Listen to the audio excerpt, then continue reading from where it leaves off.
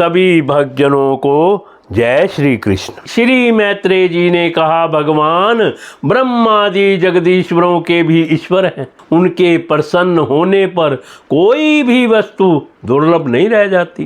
तभी तो इंद्रादि लोकपालों के सहित समस्त लोक उन्हें बड़े आदर से पूजोपहार समर्पण करते हैं। राजन, भगवान श्री हरि समस्त लोकपाल और यज्ञों के नियंता हैं।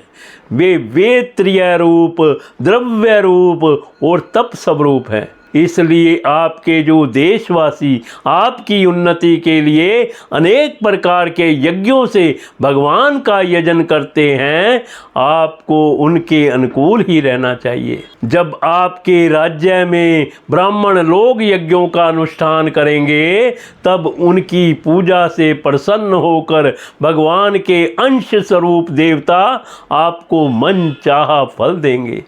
अतः वीरवर, आपको यज्ञ आदि धर्मानुष्ठान बंद करके देवताओं का तिरस्कार नहीं करना चाहिए। वैन ने कहा, तुम लोग बड़े मूर्ख हो। खेद है, तुमने अधर्म में ही धर्म बुद्धि कर रखी है। तभी तो तुम जीविका देने वाले मुझ साक्षात पति को छोड़कर किसी दूसरे जार पति की उपासना करते हो। जो लोग मूर्खतावश राजा रूप परमेश्वर का अनादर करते हैं, उन्हें ना तो इस लोक में सुख मिलता है और ना परलोक में ही।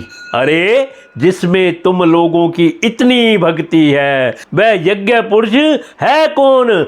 यह तो ऐसी ही बात हुई जैसे कुलटा स्त्रियां अपने विवाहित पति से प्रेम ना कर किसी पर पुरुष में आसक्त हो जाएं। विष्णु, ब्रह्मा, महादेव, इंद्र, वायु, यम, सूर्य, मेघ, कुबेर, चंद्रमा, पृथ्वी, अग्नि और वरुण तथा इनके अतिरिक्त जो दूसरे वर और शाप देने में समर्थ देवता हैं, वे सब के सब राजा के शरीर में रहते हैं। इसलिए राजा सर्वदेवमय है और देवता उसके अंश मात्र हैं। इसलिए ब्राह्मणों, तुम मत्सरता छोड़कर अपने सभी कर्मों द्वारा एक मेरा ही पूजन करो और मुझको ही बलि समर्पण करो। भला मेरे सिवा और कौन उग्र पूजा का अधिकारी हो सकता है? श्री मैत्रेय जी कहते हैं, इस प्रकार विपरीत बुद्धि होने के कारण वह अत्यंत पापी और कुमार्गगामी हो गया था। उसका पुण्य क्षीण हो चुका था। इसलिए मुनियों के बहुत विनय पूर्वक प्रार्थना करने पर भी उसने उनकी बात पर ध्यान ना दिया।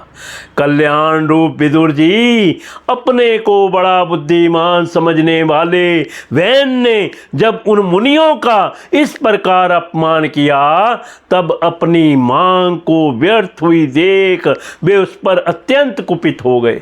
मार डालो, मार डालो, इस स्वभाव से ही दुष्ट पापी को मार डालो।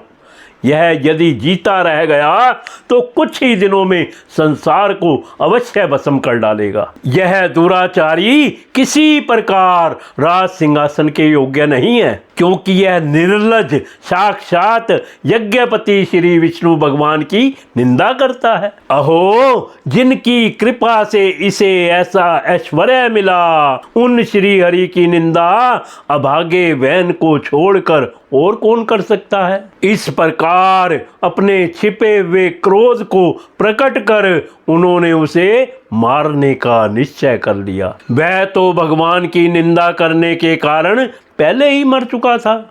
इसलिए केवल हुंकारों से ही उन्होंने उसका काम तमाम कर दिया।